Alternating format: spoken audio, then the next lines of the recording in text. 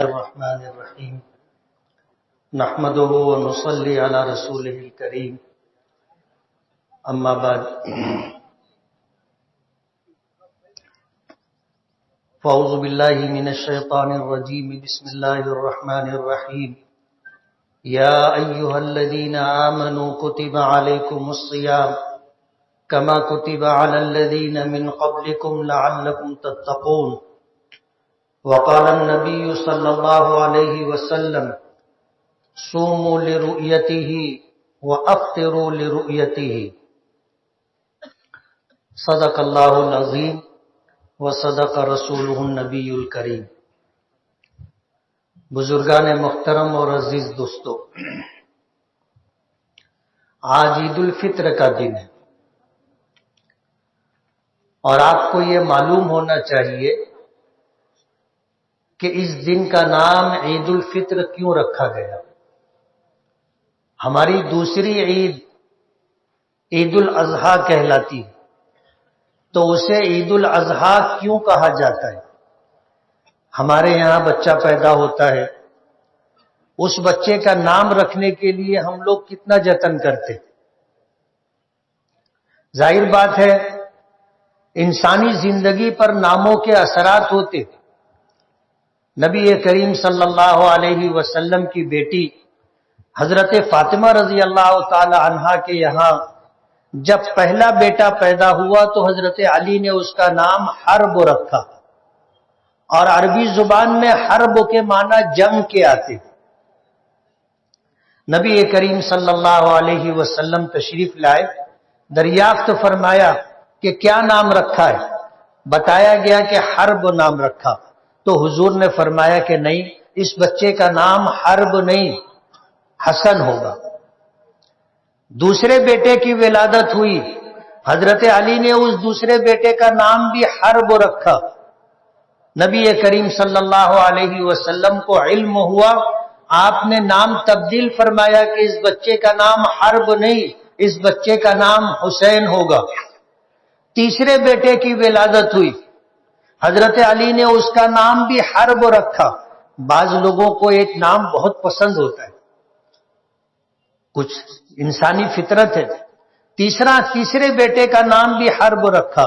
نبی کریم صلی اللہ علیہ وسلم نے نام تبدیل فرمایا اور فرمایا کہ اس بچے کا نام محسن ہوگا۔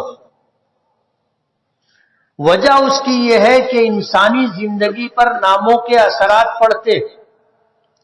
حضور کے نکاح میں آنے والی امہات المومنین میں ایک ام المومنین حضرت زینب رضی اللہ تعالی عنہا، ان کا نام زینب نہیں تھا، حضور کے نکاح میں آئی اور نام ان کا برہ تھا۔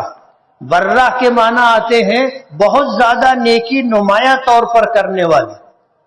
ظاہر بات ہے نیکی اللہ کے لیے کی جاتی ہے، خیر اور بھلائی کے کام اللہ کو راضی کرنے کے لیے کیے جاتے ہیں۔ بھلے کام، نیکی کے کام انسانوں کو دکھانے کے لیے، اپنی شہرت اور نام و نمود کے لیے نہیں کیے جاتے۔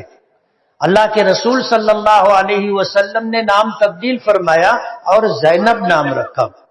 تو کوئی بھی نام اگر ہو تو اس کا پس منظر اور بیک گراؤنڈ معلوم ہونا چاہیے۔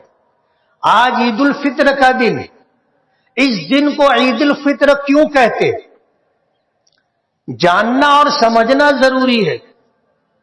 اللہ پاک نے اس امت پر جو نوازشات کی ہے، جو انعامات عطا کیے ہیں، ان انعامات میں سے ایک انعام یہ ہے کہ پچھلی امتوں کے مقابلے میں اللہ پاک نے اس امت کو عمر کم دی، اس دنیا میں رہنے کا موقع کم دیا ہے۔ وجہ اس کی یہ ہے کہ یہ دنیا مشقت کی جگہ ہے، یہ دنیا مشقت کی جگہ ہے، اور مشقت کے ماحول میں اللہ نے اپنے محبوب نبی کو اور اپنے محبوب نبی کی امت کو کم رکھنے کا فیصلہ کیا۔ حضور پاک صلی اللہ علیہ وسلم نے فرمایا اعمار امتی ما بین 60 و 70، میری امت کی اوسطاً عمر 60-70 سال۔ آپ نے سنا ہوگا حضرت آدم علیہ نبینا علیہ الصلوۃ والسلام کی عمر 1000 سال سے زیادہ تھی۔ حضرت نوح علیہ السلام کی عمر 1000 سال سے زیادہ تھی۔ فرعون کے متعلق آتا ہے کہ جب اس نے حکومت کی تو 350 سال تک اس کے سر میں درد بھی نہیں ہوا تھا۔ اصحاب کہف کے بارے میں آپ نے سنا ہوگا، قرآن کریم میں ہے کہ جب حالات سے بیزار ہو کر کے اور مایوسی کا شکار ہو کر کے جب انہوں نے بستی چھوڑی اور بستی چھوڑ کر کے جنگلوں اور پہاڑوں میں نکل گئے اور ایک غار میں پہنچے، اللہ نے نیند مسلط کر دی، 309 سال تک سوتے رہے۔ پچھلی امتوں کو اللہ نے بہت لمبی لمبی عمریں دی تھی۔ حدیث پاک میں آتا ہے ہمارے آقا جناب رسول اللہ صلی اللہ علیہ وسلم نے بنی اسرائیل کے ایک عابد و زاہد کا تذکرہ کیا اور یہ بتایا کہ اس نے 500 سال تک اللہ کی عبادت کی، پلک جھپکنے کے برابر بھی اللہ کی نافرمانی نہیں کی۔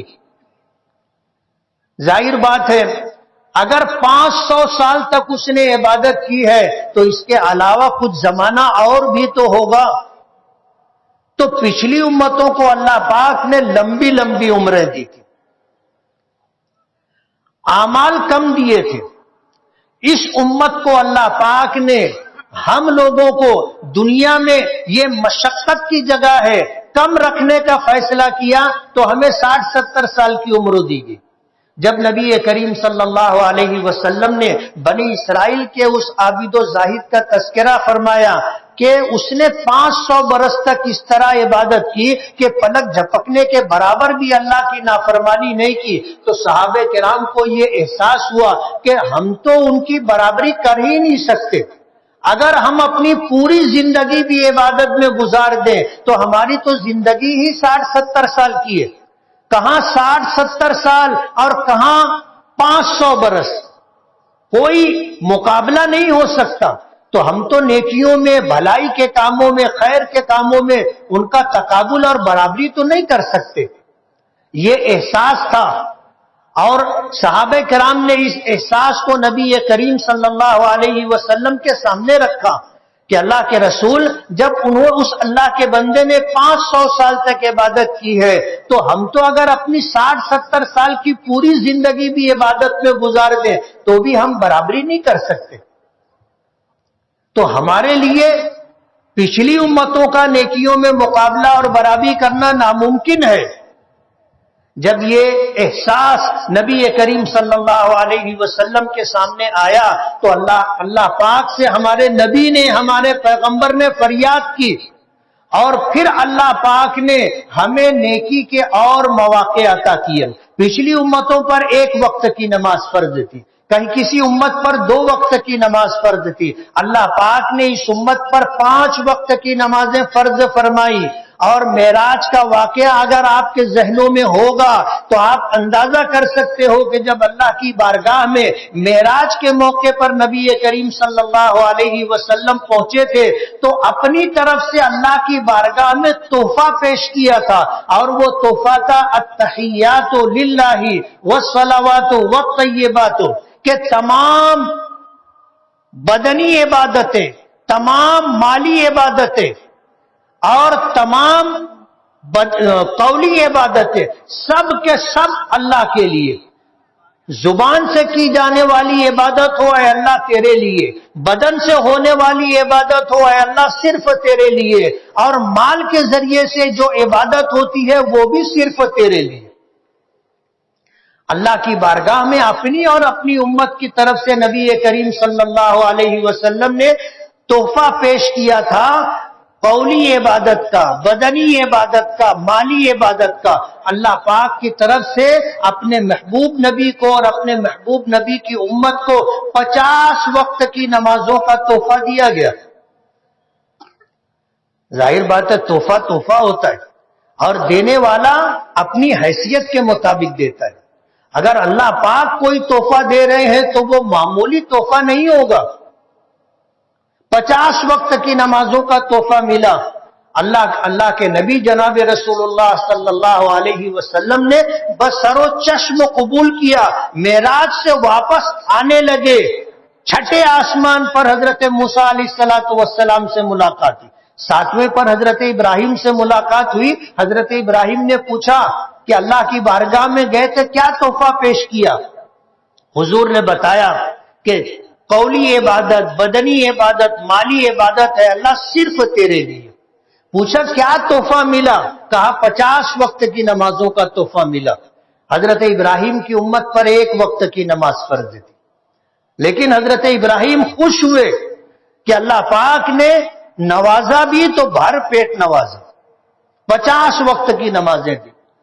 چھٹے آسمان پر حضرت موسیٰ سے ملاقات ہوئی، حضرت موسیٰ نے بھی پوچھا، حضور نے یہی بات بتائی، اور جب پوچھا کیا ملا؟ کہا 50 وقت کی نماز۔ تو حضرت موسیٰ کہنے لگے کہ میری امت پر 2 وقت کی نماز فرض تھی تو وہ پڑھتی نہیں تھی، آپ کی امت میری امت کے مقابلے میں کمزور ہے، 50 وقت کی نماز کیسے پڑھے گی؟ جائیے کم کروائیے۔ حضور پاک صلی اللہ علیہ وسلم واپس عرش پر گئے، اللہ نے 10 نمازیں کم کی۔ حضرت موسیٰ کے پاس آئے، پوچھا کیا ہوا؟ کہا 10 کم ہوئی 40 ہے۔ بولے 40 بھی بہت ہے، واپس جا کر کے کم کراؤ۔ پھر حضور عرش پر تشریف لے گئے، 10 نمازیں اور کم ہوئی، پھر 10 نمازیں اور کم ہوئی، پھر 10 نمازیں اور کم ہوئی، پھر جب 5واں چکر گئے تو 5 وقت کی نمازیں کم ہوئی۔ حضرت موسیٰ نے مشورہ دیا کہ آپ پھر جائیے، 5 بھی زیادہ ہے۔ حضور پاک صلی اللہ علیہ وسلم نے فرمایا استحییت عن ربی، مجھے اپنے پروردگار سے دیے ہوئے تحفے کو واپس کرتے ہوئے حیا آ رہی ہے، اب میں نہیں جاؤں گا۔ جب اللہ کے رسول نے یہ فیصلہ کر دیا کہ 5 اب اس میں کمی نہیں کروانا ہے، اللہ پاک کی طرف سے کرم دیکھو، اللہ پاک نے فرمایا کہ لا تبدیل لکلمات اللہ، اللہ کے فیصلوں میں تبدیلی نہیں ہوتی۔ ہم نے 50 وقت کی نمازیں فرض کی تھی، ہم نے ادائیگی کے لیے 5 وقت کی نمازوں کا حکم دیا ہے۔ اگر آپ کی امت 5 وقت کی نماز پابندی سے ادا کرے گی، ہم 50 وقت کی نمازوں کا ثواب دیں گے۔ پچھلی امتوں پر 1 روزہ فرض تھا، عاشورہ محرم کا 1 روزہ فرض تھا۔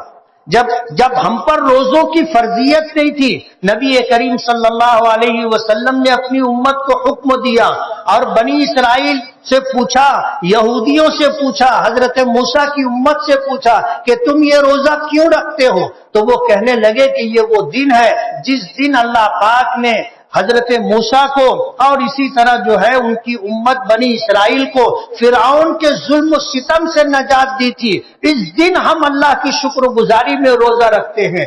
نبی کریم صلی اللہ علیہ وسلم نے فرمایا کہ انا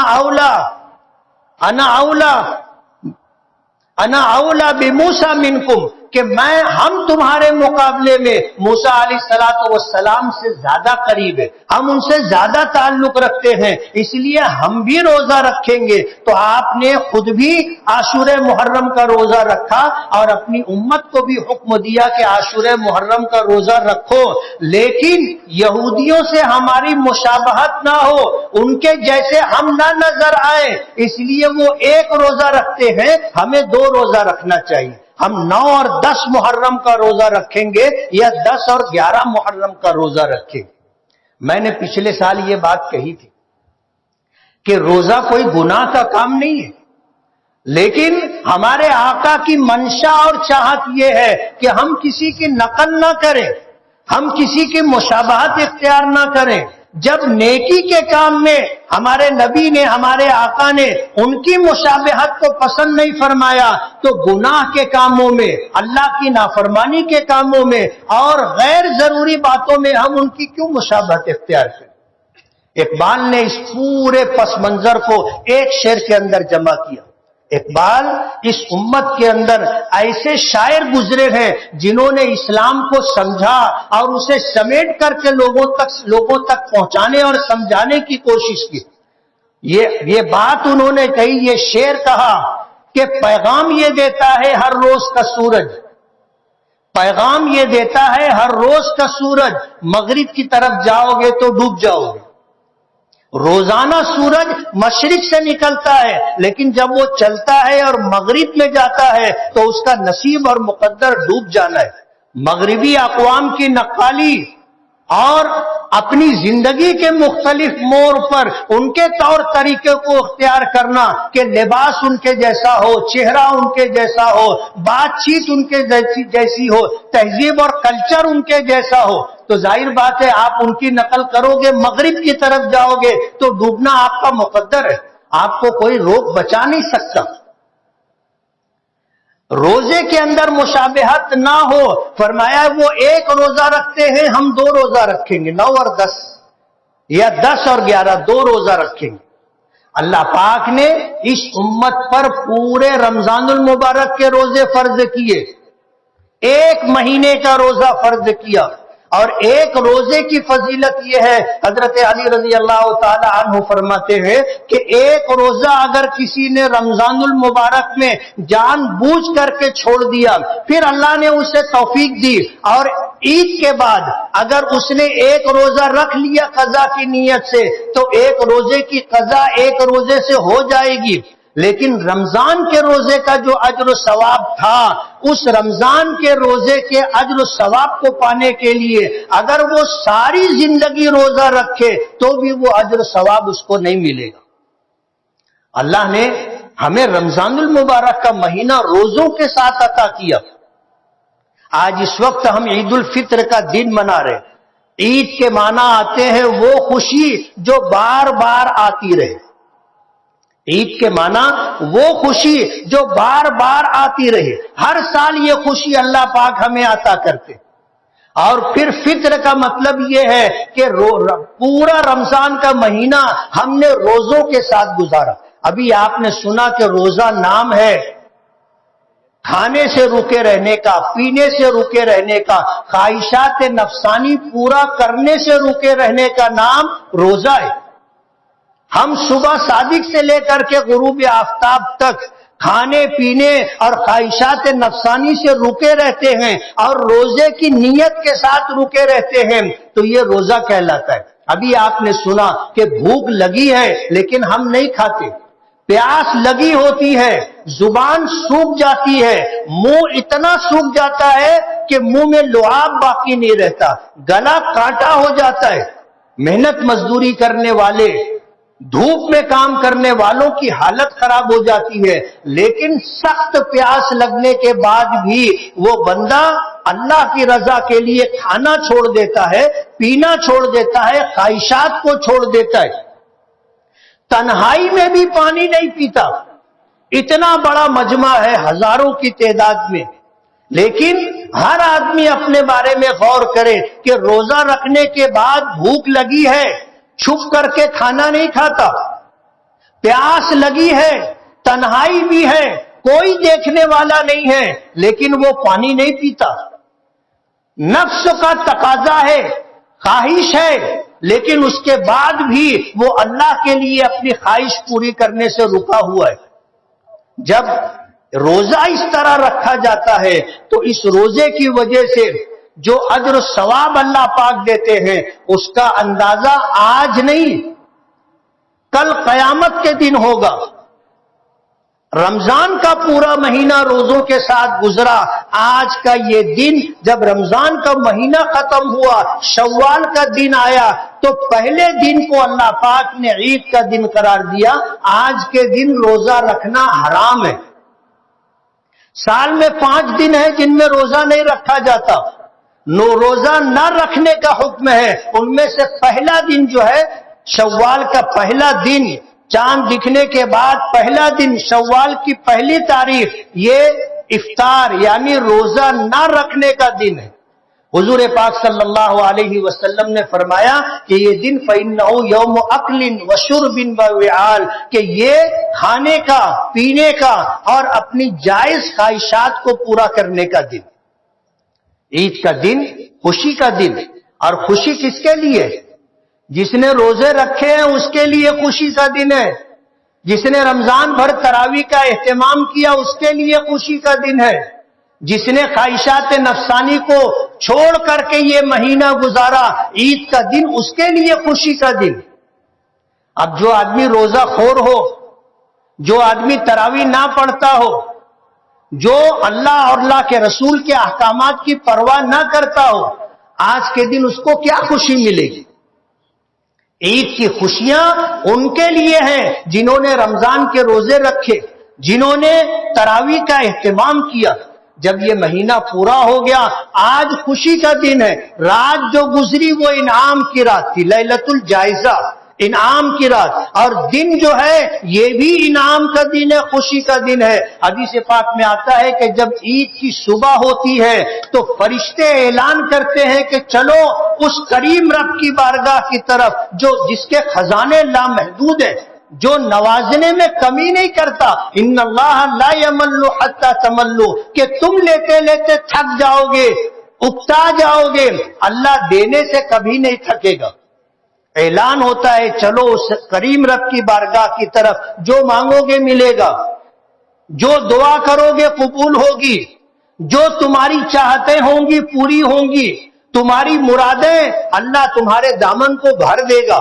آج ہم مہینہ بھر روزہ رکھ کر کے، تراویح کی مشقت اٹھا کر کے آج اجر و ثواب لینے کے لیے عیدگاہ، عیدگاہ میں عید کی نماز ادا کرنا سنت مؤکدہ ہے۔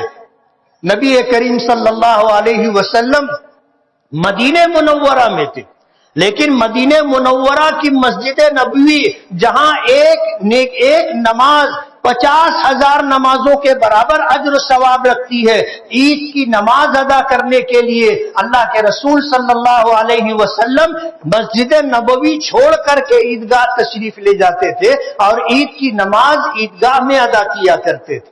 اعلان ہوتا ہے آؤ اس کریم رب کی بارگاہ کی طرف جس کے خزانے لامحدود ہیں، جو چاہو گے وہ مانگو، مرادیں پوری ہوں گی۔ آج اس وقت ہم لوگ سجدہ شکر ادا کرنے کے لیے، اللہ نے ہمیں رمضان کا مہینہ عطا کیا، روزوں کی توفیق دی، اللہ نے ہمیں تراویح کی توفیق عطا کی، ہم نے عبادتیں کی ہیں اور اس پر لامحدود اجر و ثواب اللہ پاک عطا کریں گے۔ پچھلی امتوں کو اللہ نے لمبی عمریں دی تھی، نیکی کے مواقع خوب ملے تھے۔ اس امت کو اللہ نے عمر کم دی، کم زندگی میں، تھوڑی زندگی میں آدمی کتنی نیکی کر سکے گا؟ پچھلی امتوں سے نیکیوں میں ہم برابری کر سکیں یا ان سے آگے جا سکیں، اس کے لیے اللہ پاک نے 5 وقت کی نمازیں فرض کی، اللہ نے رمضان کے روزے تراویح عطا کی، اور اسی کے ساتھ اللہ پاک نے صحابہ کرام کے اس احساس کے پیش نظر کہ اللہ کے اس بنی اسرائیل کے بندے نے 500 برس تک عبادت کی تھی، اللہ نے شب قدر کی نعمت عطا کی کہ اگر کسی نے شب قدر کی عبادت کر لی، شب قدر کی عبادت کر لی تو اس نے 83 سال 4 ماہ سے زیادہ زمانہ اللہ کی عبادت میں گزارا۔ اللہ نے شب قدر عطا کی۔ اگر کسی کو زندگی میں 10 شب قدر مل گئی تو گویا اس نے 830 سال سے زیادہ زمانہ اللہ کی عبادت میں گزارا۔ اور کتنے خوش نصیب ہیں وہ لوگ کہ بالغ ہونے کے بعد سے آج تک ان کی شب قدر فوت نہیں ہوئی۔ مغرب کی نماز جماعت سے پڑھی، عشاء کی نماز جماعت سے پڑھی، تراویح کا اہتمام کیا، جب سحری کے لیے اٹھے تو 2-4 رکعت تہجد پڑھ لی، اللہ کی بارگاہ میں ہاتھ پھیلا کر کے دنیا اور آخرت کی بھلائی کے لیے کچھ مانگ لیا، رات اس نے عبادت میں گزاری۔ یہ رات اگر شب قدر تھی اس کو شب قدر مل گئی۔ گویا اپنی زندگی کے جتنے سال بالغ ہونے کے بعد اسے ملے، ہر سال اس نے شب قدر کی عبادت کی۔ آپ اندازہ نہیں کر سکتے کہ اس نے کتنے سال تک اللہ کی عبادت کی۔ اللہ کا فضل ہے اس امت پر۔ اللہ پاک کے احسانات میں سے ایک احسان یہ بھی کہ زندگی کم دی لیکن نیکی کے مواقع اللہ پاک نے خوب عطا کیے۔ نماز تو عبادت ہے، روزہ تو عبادت ہے، ہماری اس شریعت نے راستے سے تکلیف دہ چیز کو ہٹا دینا بھی عبادت قرار دیا ہے۔ کسی بھٹکے ہوئے شخص کو راستہ بتا دینا بھی عبادت ہے، کسی نابینا، کسی معذور اور بوڑھے کا ہاتھ پکڑ کر کے اسے روڈ کراس کرا دینا بھی عبادت ہے، اپنے ماں باپ کو محبت کی نظر سے دیکھ لینا بھی عبادت ہے۔ حضور پاک صلی اللہ علیہ وسلم نے فرمایا کہ جو اولاد اپنے ماں باپ کو محبت کی نظر سے دیکھے گی اللہ اسے مقبول حج عمرے کا ثواب عطا کرے گا۔ صحابہ کرام کہنے لگے کہ اللہ کے رسول ہم دن میں بار بار دیکھیں؟ حضور پاک صلی اللہ علیہ وسلم نے فرمایا کہ دن میں 70 مرتبہ بھی تم دیکھو گے تو اللہ پاک ہر مرتبہ دیکھنے پر مقبول حج عمرے کا ثواب عطا کرے گا۔ خوش نصیب ہیں وہ لوگ جن کے ماں باپ بقید حیات ہیں، ماں باپ کا سایہ باقی ہے، ان کی قدر کر لو۔ باپ جنت کا دروازہ ہے، ماں کے قدموں کے نیچے جنت ہے، آپ انہیں راضی اور خوش کر لو، اللہ راضی ہو جائے گا۔ اور ماں باپ کی رضا میں اللہ کی رضا ہے، ماں کے قدموں کے نیچے جنت ہے۔ کچھ لوگ مشورہ دے رہے تھے کہ جمعیت علماء کو چاہیے کہ وہ اولڈ ہوم قائم کرے، بوڑھوں کا گھر۔ میں نے کہا مالیگاؤں ابھی اتنا گیا گزرا نہیں ہے کہ لوگ اپنے بوڑھے ماں باپ کو گھر سے نکال دیں اور بے گھر ہو کر وہ زندگی گزارے، اور جمعیت علماء ایسے بے سہارا گھر سے نکالے ہوئے، دھتکارے ہوئے، ہکالے ہوئے بوڑھے ماں باپ کو ہم گھر بنا کر کے رکھے۔ ابھی مالیگاؤں میں اتنے برے دن نہیں آئے، اللہ کا کرم ہے، مالیگاؤں کے لوگ اپنے والدین کی قدر کرتے، اور ہماری شریعت کا یہ حکم ہے کہ ماں باپ کو محبت کی نظر سے دیکھنا حج عمرے کا ثواب رکھتا ہے۔ باپ کی رضا میں اللہ کی رضا ہے اور ماں کے قدموں کے نیچے جنت ہے۔ تو آج کا دن یہ افطار کا دن ہے، اور یہ وہ دن ہے جس کی خوشی بار بار پلٹ کر کے آتی ہے۔ اللہ کا بے پناہ احسان ہے، اللہ نے ہمیں جو دین عطا کیا ہے یہ حضرت آدم علیہ نبینا علیہ الصلوۃ والسلام سے چلا اور آ کر جناب رسول اللہ صلی اللہ علیہ وسلم پر مکمل ہوا۔ ہمارے دین اسلام کی ابتدا حضرت آدم سے ہوئی ہے، پہلے انسان حضرت آدم، وہاں سے اسلام کی ابتدا ہوئی اور اس کی تکمیل ہمارے آقا جناب رسول اللہ صلی اللہ علیہ وسلم پر ہوئی۔ وہ دین اللہ پاک نے ہمیں عطا کیا ہے، اور یہ دین اللہ کے نزدیک پسندیدہ دین ہے، اور یہی دین اللہ کی بارگاہ میں مقبول ہے۔ آج دنیا میں جتنے مذاہب اور جتنے دھرم پائے جاتے ہیں، کچھ تو ایسے ہیں کہ جس کا کچھ نہ کچھ ثبوت ملتا ہے۔ اکثر ادیان اور اکثر دھرم اور دین تو ایسے ہیں کہ جن کا کوئی بیس نہیں ہے اور جن کی کوئی بنیاد نہیں ہے، بس کچھ رسومات ہیں، باپ دادا کا طریقہ ہے، زمانے اور حالات کے پیش نظر کچھ کام ہے، ایسی چیزوں کو جمع کر کے انہوں نے دھرم کا نام دے دیا۔ جیسے مثال کے طور پر مذہب اسلام میں ارتداد کے لیے سزا مقرر ہے کہ اگر کوئی اپنا مذہب چھوڑ دیتا ہے، کسی بھی وجہ سے چھوڑ دے۔ آج تو جیسے چلن ہے، اپنی بچیوں کو ہم عصری تعلیم کے لیے مخلوط نظام تعلیم میں بھیج دیتے ہیں، جہاں لڑکے اور لڑکیاں مل کر کے پڑھتے۔ ظاہر بات ہے کہ جب اس طرح کا ماحول ہوگا تو اس کے اثرات تو پڑیں گے، اور ہوتا یہ ہے کہ پھر کبھی کوئی مسلمان لڑکی ہندو لڑکے کے ساتھ، کبھی کوئی ہندو لڑکی مسلمان لڑکے کے ساتھ تعلق بنا لیتی، اور اس کی وجہ سے کیا ہوتا ہے کہ دونوں میں سے کوئی ایک اپنا مذہب چھوڑ دیتا ہے، یا تو ہندو لڑکی مسلمان ہو جاتی ہے یا مسلم لڑکی ہندو ہو جاتی ہے، اپنا دھرم چھوڑ دیتے۔ اس کو ارتداد کہا جاتا ہے۔ مذہب اسلام میں زندگی کے تمام شعبہ حیات کے لیے ایک حکم موجود ہے۔ اگر کوئی شخص مسلمان تھا، مرد یا عورت، اس نے اپنا دھرم بدل لیا، دھرم پریورتن ہو گیا، اس نے اسلام کو چھوڑ کر کے دوسرا کوئی مذہب اختیار کر لیا، چاہے وہ مذہب اختیار کرنے والا مرد ہو یا عورت ہو، اس کے لیے ہماری شریعت میں ایک حکم موجود ہے، اور وہ حکم یہ ہے کہ ہم اس سے ملاقات کریں اور یہ جاننے کی کوشش کریں کہ اس نے اپنا مذہب، اپنا دھرم کیوں چھوڑا ہے۔ اگر شکوک و شبہات کی بنا پر اور اسلامی احکام کے کسی حکم کو ناپسند کرتے ہوئے یا برا سمجھتے ہوئے اس نے چھوڑا ہے تو اس کو سمجھانے کی کوشش کی جائے گی، اور نہ سمجھے تو پھر اس کے لیے احکامات ہیں۔ میں پوچھنا چاہتا ہوں، اسلام کے علاوہ دنیا میں جتنے مذاہب پائے جاتے ہیں، اگر ان مذاہب کے ماننے والے اپنا دھرم چھوڑ دیں تو ان کے مذہب کے اندر کیا ایسا کوئی حکم موجود ہے؟ آپ تحقیق کر لیجئے کہ نہیں۔ میں یہ بتانا چاہتا ہوں کہ ہمارا یہ اسلام دھرم جو ہے یہ ہر اعتبار سے کامل و مکمل ہے، حتیٰ کہ ہمارے مذہب نے ہمیں کھانے کا بھی طریقہ بتایا ہے، پینے کا بھی طریقہ بتایا ہے، سونے کا بھی طریقہ بتایا ہے، چلنے کا بھی طریقہ بتایا ہے، اٹھنے بیٹھنے کا بھی طریقہ بتایا ہے، حتیٰ کہ پیشاب پاخانہ کرنے تک کا طریقہ بتایا ہے۔ مرد اپنی بیوی سے ملاقات کر رہا ہے، خصوصی ملاقات، ہمارے لیے احکامات ہے کہ یہ ملاقات کیسے ہونی چاہیے۔ دنیا کے کسی مذہب میں آپ کو یہ بات نہیں ملے گی۔ مذہب اسلام ہر اعتبار سے مکمل ہے۔ آج مذہب اسلام کو اور اسلام کے ماننے والوں کو مٹانے کی کوشش کی جا رہی۔ میں آپ سے یہ کہنا چاہتا ہوں، یہ غیروں کا نہیں، ہمارا قصور ہے۔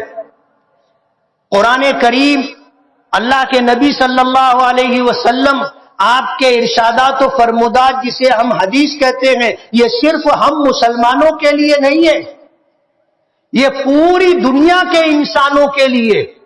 ہمارا قصور یہ ہے کہ ہم نے اپنے ہندو بھائی کو اپنے مذہب کا تعارف نہیں کرایا، اسے پتا نہیں ہے کہ اسلام دھرم کیا ہے، وہ غلط فہمیوں میں مبتلا ہے، اسے یہ پتا نہیں ہے کہ ان کی مسجد کیسی ہوتی ہے۔ ٹریننگ پر ایک صاحب آئے ہوئے تھے، جامع مسجد میں ملاقات کے لیے آئے، انہوں نے پولیس ڈپارٹمنٹ میں تھے، مجھ سے کہنے لگے مسجد میں ملاقات کے بعد کہ کیا میں مسجد دیکھ سکتا ہوں؟ میں نے کہا آپ ضرور دیکھ سکتے ہو۔ ان کو میں نے اپنی جامع مسجد سب بتایا، تو سب ہونے کے بعد وہ مجھ سے پوچھنے لگے کہ اکھاڑا کہاں ہے؟ آپ کو ہنسی آ رہی ہے، لیکن دوسری قوموں کو یہ باور کرایا گیا ہے، ان کے دل و دماغ میں یہ بات بٹھا دی گئی ہے کہ ان کی مسجدوں میں اکھاڑا ہوتا ہے، یہ مسجدوں میں آنے والوں کو لاٹھی چلانا، تلوار چلانا، نشانہ بازی اور فائرنگ کرنے کی ٹریننگ دیتے۔ یہ ہمارے ہندو بھائیوں کے دل و دماغ میں یہ بات بیٹھی ہوئی ہے۔ اس آفیسر نے مجھ سے یہ بات کہی کہ آج تک تو ہم یہ سمجھ رہے تھے اور ہمیں یہ بتایا اور سمجھایا گیا تھا کہ ان کی مسجدوں میں اکھاڑا ہوتا ہے، تو آپ جتنے لوگ آئے ہیں ہندو سماج کے، ان کو اپنی مسجد بتاؤ۔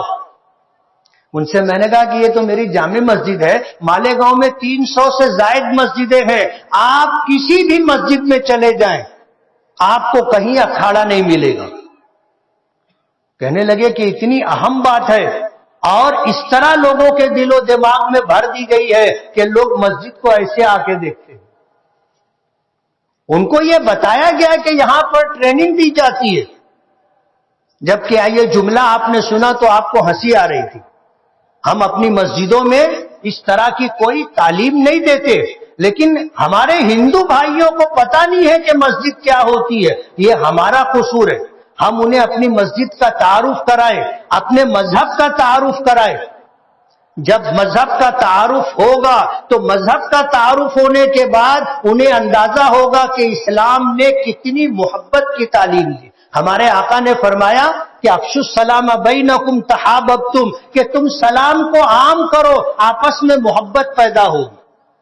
ہم اپنے مسلمان بھائی سے سلام کریں، اپنے ہندو بھائیوں سے آپس میں جو آمنا سامنا ہوتا ہے اس موقع پر ہم سر ہلا کر کے، مسکرا کر کے، اور جو مختلف بول ہوتے ہیں وہ بول کر کے ان سے اپنی محبت کا رشتہ قائم کریں، نفرت ختم ہوگی۔ ایسے حضور نے فرمایا تہادو تحابو، آپس میں ہدیہ لیتے دیتے رہا کرو، محبت پیدا ہوگی۔ ہمارا مذہب محبت کا پیغام دیتا ہے، امن و شانتی کا پیغام دیتا ہے۔ آج اسلاموفوبیا ہے، یعنی پوری دنیا میں اسلام کو بدنام کرنے کے لیے کوشش یہ کی جاتی ہے کہ اسلام پر طرح طرح کے غلط الزامات لگائے جائیں، اور بدنصیبی کی بات یہ ہے، بدقسمتی کی بات یہ ہے کہ جو الزامات وہ لگاتے ہیں وہ ہم مسلمانوں میں پائے جاتے ہیں۔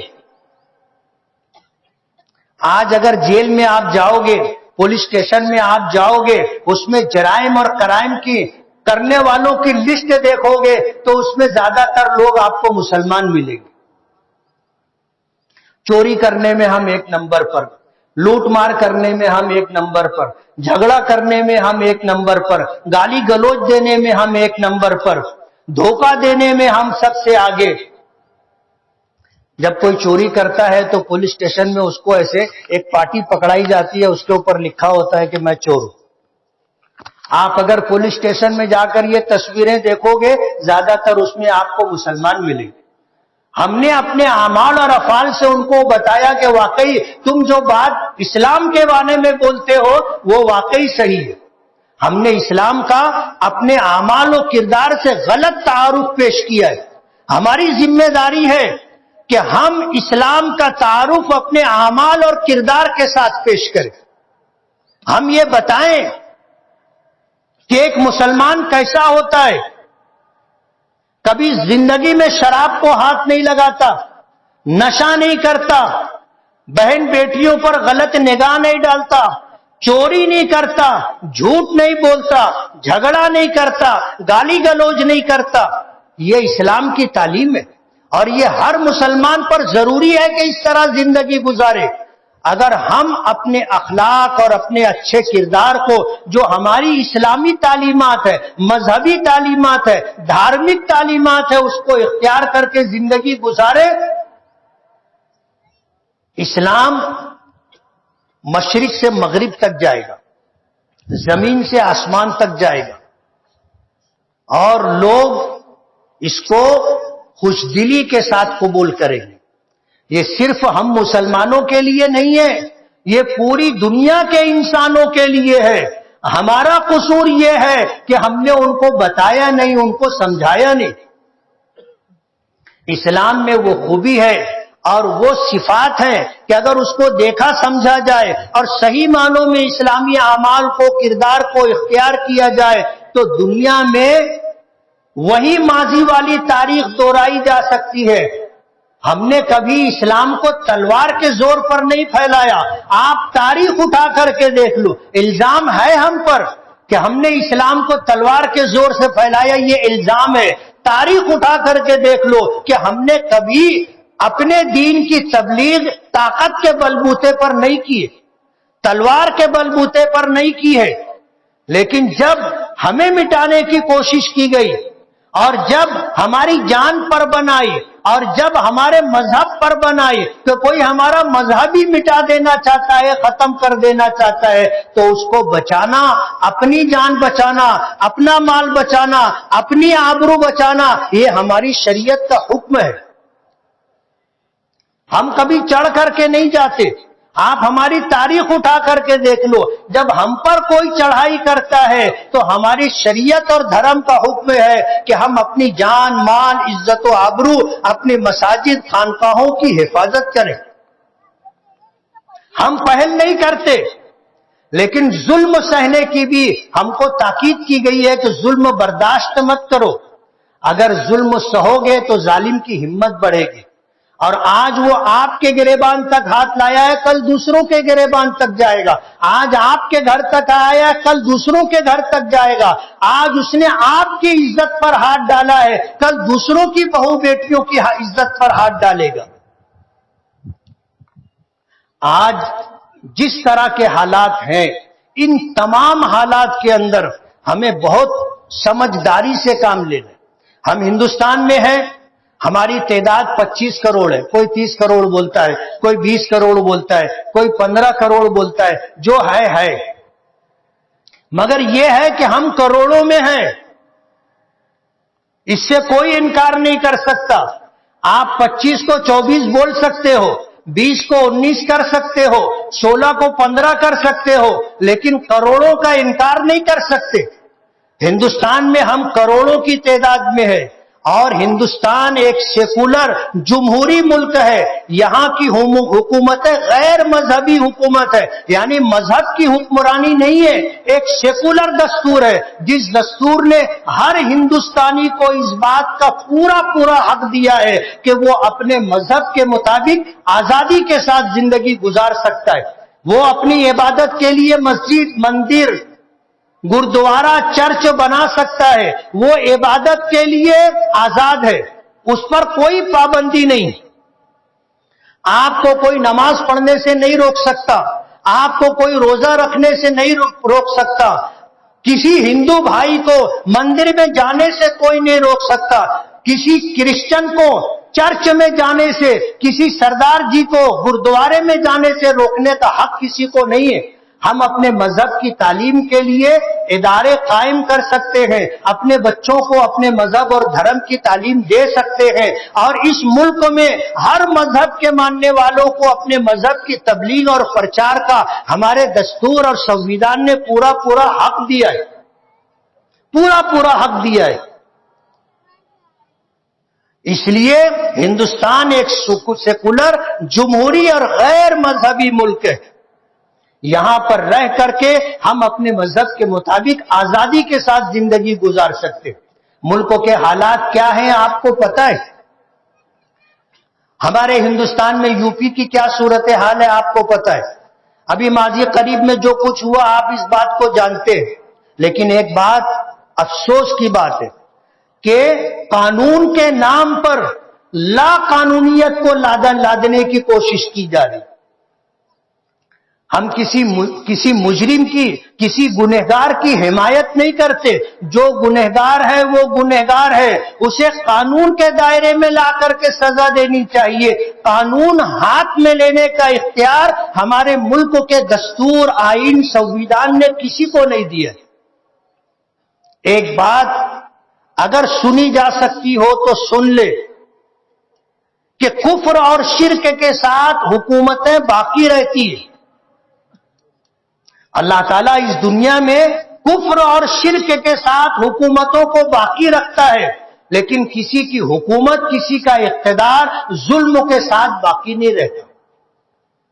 اور ہمارے نبی نے اس بات کو ہمیں سمجھایا ہے کہ ایک ماں کو اپنے بچے سے جتنی محبت ہوتی ہے، اس دنیا کے پیدا کرنے والے مالک کو، اللہ کو تم ایشور کہو، گاڈ کہو، اس کو اپنے بندوں سے 70 گنا زیادہ ایک ماں کے مقابلے میں محبت ہوتی ہے۔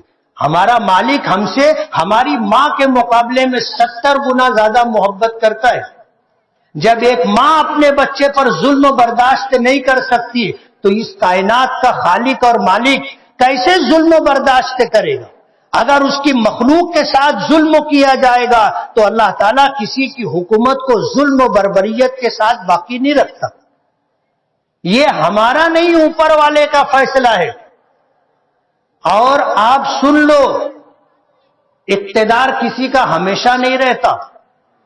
آپ دنیا کی جانے دیجئے، اپنے دیش بھارت کی تاریخ اٹھا کر کے دیکھ لو، پہلے کسی کا اقتدار تھا، پھر کسی کا اقتدار رہا، پھر کسی کا اقتدار رہا، اور اب تمہارا ہے۔ تم سے پہلے انگریز تھے، اتنی بڑی حکومت تھی کہ ان کی حکومت میں سورج غروب نہیں ہوتا تھا، لیکن ایک وقت آیا کہ اس دیش کی آزادی کے لیے ہندو مسلم تمام ہی مذاہب کے ماننے والوں نے مل جل کر کے مقابلہ کیا اور انگریزوں کو بوریا بستر گول کرنے پر مجبور کر دیا۔ جن کی حکومت میں سورج غروب نہیں ہوتا تھا، آج وہ انگلینڈ تک سمٹ کر کے رہ گئے۔ تو دن سدا ایک نہیں رہتے، اور اقتدار کبھی کسی کا باقی نہیں رہتا، اقتدار بدلتا رہتا ہے، تاریخ اپنے آپ کو دہراتی ہے۔ اس لیے جو آج برسر اقتدار ہیں انہیں راج دھرم نبھانا چاہیے۔ نفرت کا ماحول پیدا کرنا، لڑاؤ بانٹو اور حکومت کرنا، یہ چیز زیادہ دن نہیں چلتی۔ انگریزوں نے ہندوستان میں یہی کیا تھا، اور جب تک وہ اس میں کامیاب رہے، اقتدار پر رہے، اس ملک میں رہنے والے مسلمانوں کو ہندوؤں سے، ہندوؤں کو مسلمانوں سے، اور اس طرح دیگر مذاہب کے لوگوں کو آپس میں لڑانا اور اپنی حکومت قائم رکھنا، یہ انگریزوں کا طریقہ تھا۔ ڈیوائیڈ اینڈ رول بہت مشہور انگریزی کا جملہ ہے، یہی ان کا طریقہ تھا۔ لیکن ظاہر بات ہے باقی نہیں رہا، بہت دن تک لوگ بے وقوف نہیں بنتے، اور ایمان والا دوسری مرتبہ بے وقوف نہیں بنتا۔ حدیث پاک میں آتا ہے لا یلدغ المؤمن من جحر واحد مرتين، کہ مسلمان اس مالک پر ایمان رکھنے والا ایک سوراخ سے 2 مرتبہ نہیں ڈسا جاتا. 2 مرتبہ نہیں، 1 مرتبہ اعتماد کر کے دھوکہ کھا سکتے، لیکن 1 مرتبہ چوٹ لگنے کے بعد دوبارہ پھر دھوکہ نہیں کھاتے. اور اگر دوبارہ آپ دھوکہ کھا رہے ہو تو آپ اپنے ایمان کی خبر لو، ہے کہ نہیں ہے. اگر ایمان ہوتا تو دوسری مرتبہ دھوکہ نہیں کھاتے. اپنے ایمان کا جائزہ لو. ایک بات بہت نمایاں طور پر سمجھنے کی ہے کہ اس طرح کی موٹی موٹی باتیں ہم اپنی جہالت کی وجہ سے نہیں سمجھ پاتے. الحمدللہ ثم الحمدللہ، ماضی کے مقابلے میں آج مسلمانوں میں تعلیمی بیداری آئی ہے، اور زندگی کے تمام شعبوں میں اور تعلیم کی ہر فیلڈ کے اندر آپ کو مسلمان نمایاں طور پر ملیں گے. اور حیرت کی بات یہ ہے کہ لڑکوں کے مقابلے میں لڑکیاں تعلیم کے میدان میں آگے ہیں.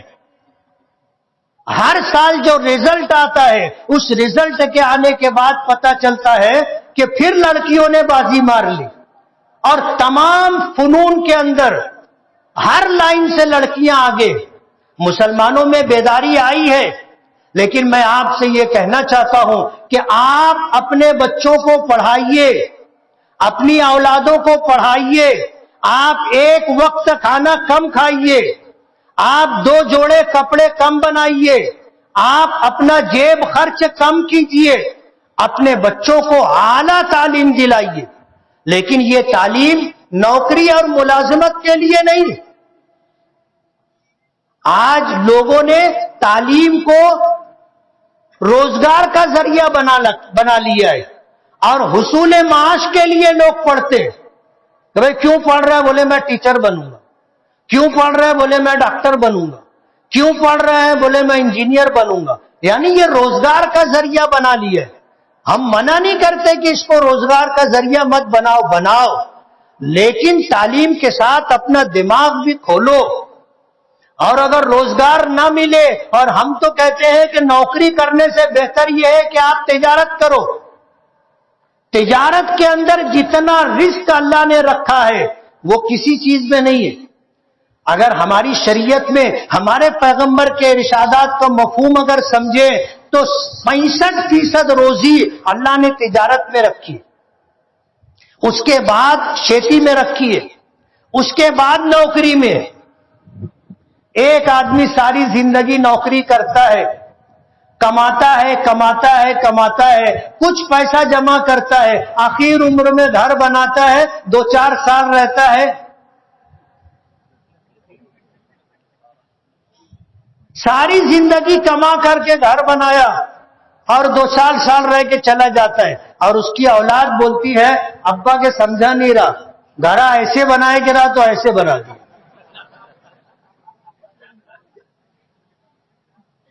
ساری زندگی کا حاصل ایک گھر. یہ نوکری کرنے والوں کی مثال دے رہا ہوں. اور جتنا آدمی ساری زندگی نوکری کر کے کماتا ہے، تجارت میں لوگ چند دنوں میں اس سے زیادہ بھی کما لیتے ہیں نا، اس سے زیادہ نوازا جاتا ہے. نوکری کے چکر میں مت پڑو. ایسے بھی ہندوستان میں ہم کو نوکری نہیں ملتی،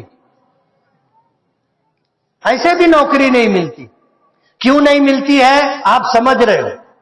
نوکری کے چکر میں مت پڑو، تجارت کرو، آپ ہنر سیکھو. ہمارے بڑے کہا کرتے تھے کہ ہنر نر ہوتا ہے، سمجھتے ہو نا؟ نر اور مادہ. ہنر نر ہوتا ہے. آپ کے پاس ہنر ہے، آپ زندگی میں جہاں کہیں رہو گے اپنی روٹی روزی کا انتظام کر لو گے. آپ کے پاس ہنر رہنا چاہیے. اور ظاہر بات ہے یہ ساری چیزیں تعلیم سے ملتی. آپ تعلیم کی فیلڈ میں آ کر کے اپنے بچوں کو اعلیٰ سے اعلیٰ تعلیم دلاؤ. تعلیم لوگوں میں شعور پیدا کرتی ہے، تعلیم لوگوں میں بیداری اور احساس پیدا کرتی ہے. انہیں اس بات کا پتہ ہوتا ہے کہ اس موقع پر ہمیں کیا کرنا چاہیے. آج ملکوں کے حالات کدھر جا رہے ہیں؟ ہم مسلمانوں کے لیے عرصہ حیات تنگ کیا جا رہا ہے. ابھی آنے والے کچھ مہینوں میں کارپوریشن کے الیکشن ہوں گے، سال 1.5 سال کے اندر اسمبلی اور پارلیمنٹ کے الیکشن ہوں گے۔ ظاہر بات ہے جو لوگ آج برسر اقتدار ہیں وہ انگریزوں کی پالیسی لے کر کے چل رہے ہیں کہ لڑاؤ اور حکومت کرو، بانٹو اور حکومت کرو، نفرت کا ماحول پیدا کرو، لوگوں کے درمیان دوریاں پیدا کرو اور اقتدار کا لطف اور مزہ لیتے رہو۔ آنے والے دن آج کے دن سے زیادہ برے ہوں گے، لیکن ہم مسلمان کبھی مایوس نہیں ہوتے، ہم کبھی گھبراتے نہیں۔ ہم کمزور ہو سکتے ہیں لیکن اس دنیا کا پیدا کرنے والا اور ہمیں بنانے والا کمزور نہیں ہے۔ ہم دھوکہ کھا سکتے ہیں، وہ دھوکہ نہیں کھا سکتا۔ ہم کمزور ہونے کی وجہ سے ظلم و بربریت کا شکار ہو سکتے ہیں لیکن وہ ظلم کو باقی نہیں رکھتا۔ کہتے ہیں نا کہ ظلم کی ٹہنی کبھی پھلتی نہیں، ناؤ کاغذ کی سدا چلتی نہیں۔ ظلم کرنے والوں کا اقتدار بہت کم ہوتا ہے، مختصر ہوتا ہے۔ مایوس ہونے کی ضرورت نہیں ہے۔ مایوس وہ ہوتا ہے جو اس پر ایمان و یقین نہیں رکھتا، اور ہمارا اس پر ایمان و یقین ہے۔ ہم کبھی حالات سے نہیں گھبراتے۔ 2-4 لوگوں کے مار دینے سے کیا ہندوستان میں مسلمان ختم ہو گئے؟ اور اگر تم ختم کرنا بھی چاہو گے تو نہیں کر سکو گے۔ دیش کی آزادی کے لیے ہم نے آپ نے مل کر کے انگریزوں کا مقابلہ کیا، دیش آزاد ہوا۔ جن کو جانا تھا وہ چلے گئے۔ ہمارے باپ دادا نے اپنی مرضی سے یہاں رہنا پسند کیا ہے۔ تم نہیں جا سکتے تھے اس لیے تم یہاں رہے۔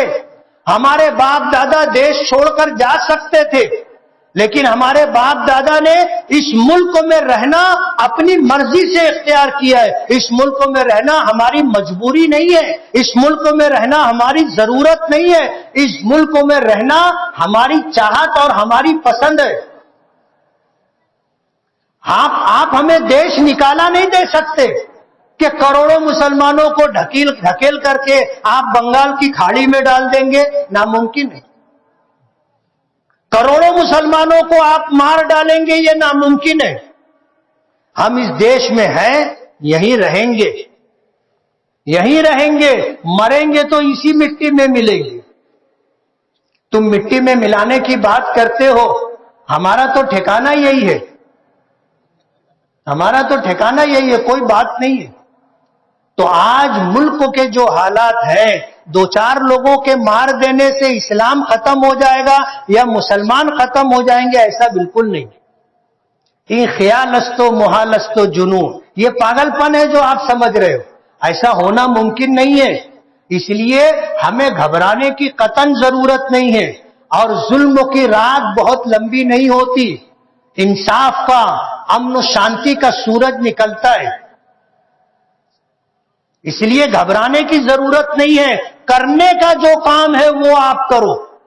کرنے کا کام یہ ہے کہ اپنی اولاد کو آپ تعلیم دلاؤ، اعلیٰ سے اعلیٰ تعلیم دلاؤ، اور ملازمت اور نوکری کے چکر میں مت رہو۔ پڑھ لکھ کر کے اپنے اندر شعور پیدا کرو۔ جو نصیب اور مقدر کی روزی ہے، آپ تجارت کی لائن سے جدوجہد اور کوشش کرو، اللہ نصیب کی روزی تمہیں دے گا۔ دوسری بات، ملک کے موجودہ حالات سے گھبرانے کی ضرورت نہیں ہے۔ جو آج صاحب مسند ہے کل نہیں ہوں گے، جو آج صاحب مسند ہے کل نہیں ہوں گے۔ کرایہ دار ہیں، ذاتی مکان تھوڑی ہے۔ ابھی الیکشن آنے والا ہے نا، ہماری ووٹوں سے اقتدار میں گئے تھے۔ اللہ نے، اس ملک کے سنویدھان نے اور دستور نے ہمیں یہ حق دیا ہے کہ اگر ہم کسی کو تخت پر بٹھا سکتے ہیں تو اس کا جنازہ بھی کاندھا دے کے اٹھا سکتے ہیں نا۔ اور یہ چشم سر سے دیکھے جانے والی چیز ہے۔ کسی کا اقتدار ہمیشہ باقی نہیں رہتا، لوگ آتے ہیں جاتے ہیں۔ جو مالک کی مخلوق کے ساتھ، انسانوں کے ساتھ ہمدردی خیرخواہی کا معاملہ کرے گا اس کا اقتدار لمبا رہتا ہے، اور جو اس کی مخلوق کے اوپر ظلم کرتا ہے اس کا اقتدار لمبا نہیں رہتا۔ लंबा नहीं रहता। अलैसा सुबह बेकरीब, जब सूरज डूबता है तो पूरी दुनिया पे अंधेरा छा जाता है। अल्लाह पाक फरमाते हैं कि क्या सुबह करीब नहीं है? अलैसा सुबह बेकरीब, रात भी खत्म होगी, सूरज भी तुलू होगा, कोई रोक सकता है? दुनिया की कोई ताकत है जो सूरज को तुलू होने से रोक दे? ये निजामे कायनात है। इस दुनिया में ऊपर का बनाया हुआ, ऊपर वाले का बनाया हुआ दस्तूर है, अगर सूरज डूबा है तो सूरज निकलेगा भी। कभी हम थे, कभी कोई और था, आज तुम हो। तारीख अपने आप को दोहराती है और आदमी जहां से चलता है घूम करके वहां आता है। इसलिए आज समाज और मुआशरे के अंदर बेदारी पैदा करने की जरूरत है। हिम्मत से काम ले। रोजा हमसे इसीलिए रखवाया जाता है कि अगर हमारे मिजाज के खिलाफ हालात पेश आए तो हम बर्दाश्त करें, सब्र करें।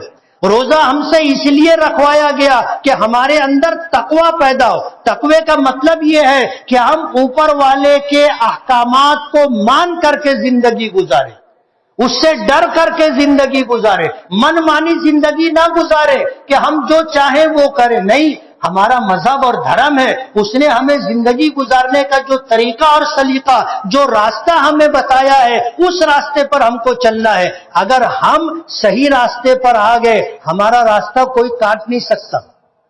हम सही रास्ते पर आ गए, हम मंजिल तक पहुंचेंगे, हमारा रास्ता कोई रोक नहीं सकता। आज दुख की बात यह है कि हमने सिराते मुस्तकीम को छोड़ दिया है। जमाना मांग रहा है दुआ तरक्की की, जमाना मांग रहा है दुआ तरक्की की, मगर तुझे तेरा अहदे कोहन ही रासाई।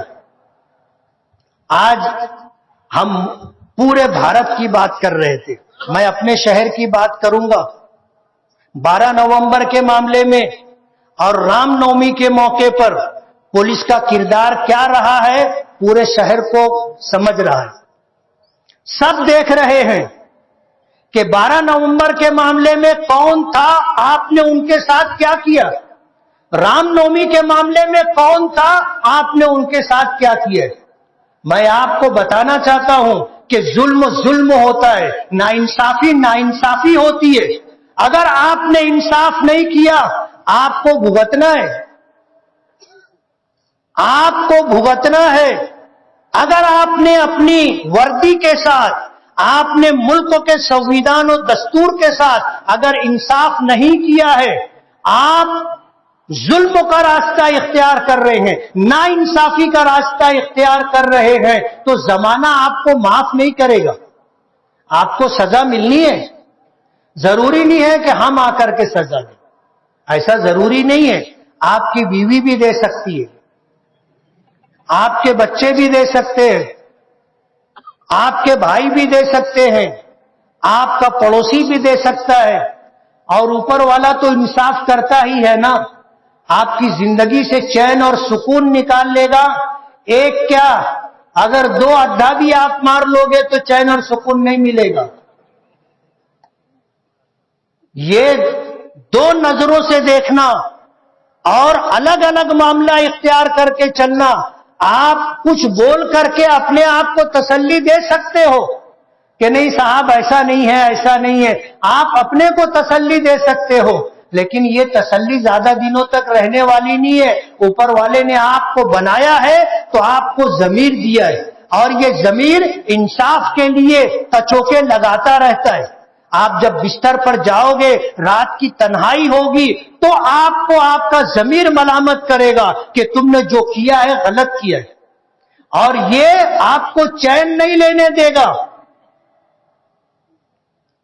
आपको इंसाफ करना है। समाज में अच्छे बुरे सब लोग होते, कुछ बुरे होते हैं, ज्यादातर लोग अच्छे होते हैं। आज हिंदुस्तान में इतनी कोशिश करने के बाद, नफरत का इतना बड़ा बाजार खड़ा करने की कोशिश करने के बावजूद, आज हर धर्म में, हर समाज के अंदर अच्छे लोगों की तादाद ज्यादा है। गुनाह करने वाले उंगलियों पर गिने जा सकते हैं, थोड़े लोग हैं।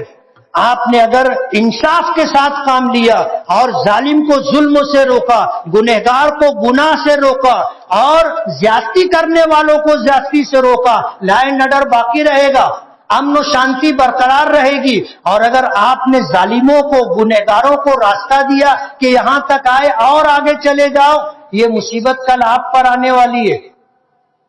لا اینڈ آرڈر بگڑے گا، امن و شانتی بھنگ ہوگی، اور یہ تمہاری کوتاہی کی وجہ سے ہوگا، ورنہ سماج میں اچھے لوگوں کی تعداد زیادہ ہے۔ کوئی نہیں چاہتا کہ ان کی دکان مکان کو آگ لگے، کوئی نہیں چاہتا کہ ان کے خاندان کے لوگوں کو گولی لگے، کوئی نہیں چاہتا کہ ان کے گھر کے لوگوں کا ہاتھ پیر ٹوٹے، اور کوئی نہیں چاہتا کہ ان کی زندگی بھر کی کمائی ہوئی دولت کو آگ لگا دی جائے، کوئی نہیں چاہتا۔ یہ تھوڑے لوگ ہیں جن کو سنبھالنا آپ کی ذمہ داری ہے، اور انصاف کے تقاضوں کو پورا کرنا آپ کی ذمہ داری ہے۔ آپ نے اگر انصاف نہیں کیا ہے، اوپر والا آپ کو معاف نہیں کرے گا، اور سزا دینے کے لیے کسی کا آنا ضروری نہیں ہے۔ زندگی کا چین اور سکون وہ دیتا ہے، اور جس دن اس نے نظر پھیر لی، چین و سکون آپ کا ختم ہو جائے گا۔ پھر دولت رہے گی، آپ کو نیند نہیں آئے گی، فوم کے موٹے گدے رہیں گے، آپ کو نیند نہیں آئے گی، آپ کے روم میں اے سی چل رہا ہوگا، آپ کو نیند نہیں آئے گی، ہلکی موسیقی کی آواز آ رہی ہوگی اور آپ کو نیند نہیں آئے گی۔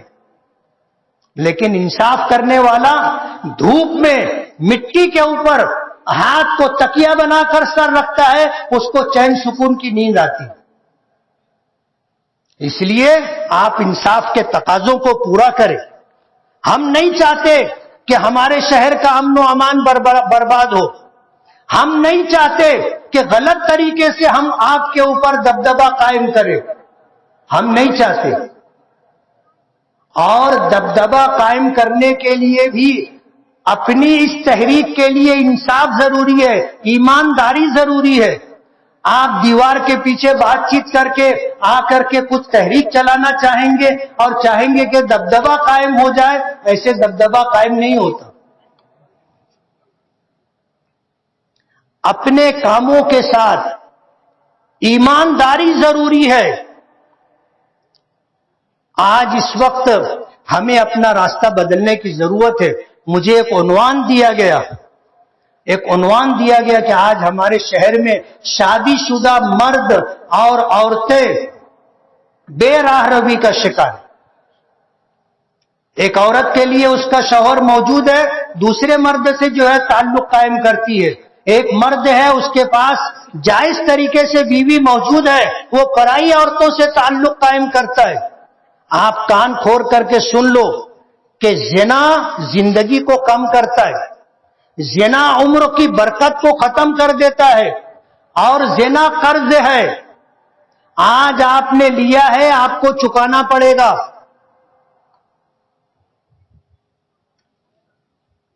زنا قرض ہے۔ میری اتنی لمبی بات میں کچھ آپ کو یاد رہے نہ رہے، کچھ جملے یاد رکھنا۔ ظلم کے ساتھ کسی کا اقتدار باقی نہیں رہتا، اور زنا کر کے کبھی یہ مت سوچنا کہ سب چلے گا۔ آپ نے کیا ہے، لیا ہے، آپ کو چکانا پڑے گا، آپ کے خاندان کے لوگ چکائیں گے۔ زنا سے زندگی کی برکت ختم ہو جاتی ہے۔ آج لوگوں نے طریقہ بنا لیا ہے، جب کسی کے بارے میں پتا چلتا ہے کہ اس کا ناجائز تعلق ہے، نظر رکھتے، اور جب موقع ملتا ہے جا کے عین وقت پر کھڑے ہو جاتے اور بولتے چچا باہر آؤ، تم دھر لیے گئے ہو، چچا باہر آؤ۔ رنگے ہاتھ پکڑتے ہیں، اور پکڑنے کے بعد توڑی کرتے۔ کیا کرتے ہیں؟ توڑی کرتے ہیں۔ کچھ لوگوں نے توڑی بازی کو اپنا وتیرہ بنا لیا ہے، انتظار میں رہتے ہیں کہ کچھ ہو تو میں کچھ کروں۔ توڑی بازی۔ آپ ایسا کام ہی کیوں کرتے کہ کسی کی توڑی بازی کا شکار ہو جاؤ؟ غلط راستے پر جانے کا انجام غلط ہی ہوتا ہے۔ آج اس ملک میں ہم ہیں اور رہیں گے اور صبح قیامت تک رہیں گے. جو لوگ برسر اقتدار ہیں، جو یہ نعرہ دیتے ہیں سب کا ساتھ سب کا وکاس، ہندوستان میں مسلمان دوسری سب سے بڑی اکثریت ہے. آپ اس کو سائڈ لائن کر کے آپ یہ چاہو گے دیش ترقی کر لے، دیش کبھی ترقی نہیں کرے گا. آپ کو اگر ہندوستان کو، بھارت کو اگر ترقی کی راہ پر لے کر جانا ہے اور ترقی کی منزل تک جانا ہے تو آپ کو ہمیں ساتھ میں لینا پڑے گا. مسلمانوں کو ساتھ میں لے کر کے چلو گے تو دیش ترقی کرے گا، ورنہ دیش اتنی بڑی اکثریت کو نظر انداز اور سائڈ لائن کر کے آپ اگر یہ چاہو گے کہ دیش ترقی کر لے، ایسا کبھی بھی نہیں ہوگا. آج اس وقت عید الفطر کا موقع ہے. ہم ایک پیغام دینے کے لیے کھڑے ہوئے اور یہی پیغام ہے کہ ظلم کے ساتھ کسی کا اقتدار باقی نہیں رہتا. ہم نے مہینے بھر روزے رکھے ہیں تاکہ ہمارے اندر صبر پیدا ہو، برداشت کی طاقت پیدا ہو. لیکن ظلم کرنے والے یہ سمجھ لے کہ ظلم کی رات بہت لمبی نہیں ہوتی، انصاف کا سورج طلوع ہوتا ہے. اپنے بچوں کو اعلیٰ سے اعلیٰ تعلیم دلاؤ، ایک وقت کھانا کم کھاؤ، 2 جوڑے کپڑے کم سلواؤ، جیب خرچ کم کرو، لیکن اپنے بچوں کو اعلیٰ تعلیم دلاؤ. اور یہ تعلیم کوئی ملازمت اور روزگار کے لیے نہیں، نصیب میں ہوگا ملازمت اور روزگار بھی ملے گا، لیکن ہماری نیت اور مقصد یہ ہونا چاہیے کہ ہم اپنے بچوں کو، اپنی اولاد کو پڑھا لکھا کر کے ہم ان کو باشعور بنائیں، ایک اچھا ہندوستانی شہری بنائیں اور تجارت کی راہ اختیار کریں تاکہ ہم جو ہے ترقی کی راہ، ہمارے پاس 2 پیسے ہوں گے ہم 2-4 لوگوں کے آنسو پوچھ سکیں گے. اگر ہمارے پاس نہیں ہے تو کوئی ہمارا آنسو پوچھنے کے لیے کھڑا نہیں ہوگا.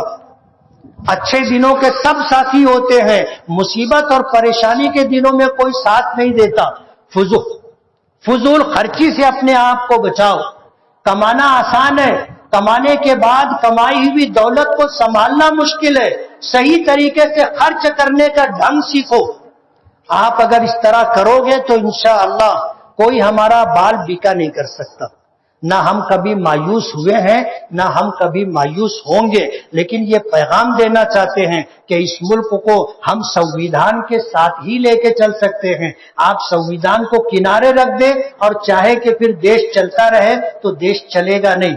ہم نے ہمیشہ قانون کی پاسداری کی ہے، کر رہے ہیں اور انشاءاللہ آگے بھی کرتے رہیں گے. اللہ تعالی ہمیں عمل کی توفیق عطا فرمائے. وآخر دعوانا ان الحمد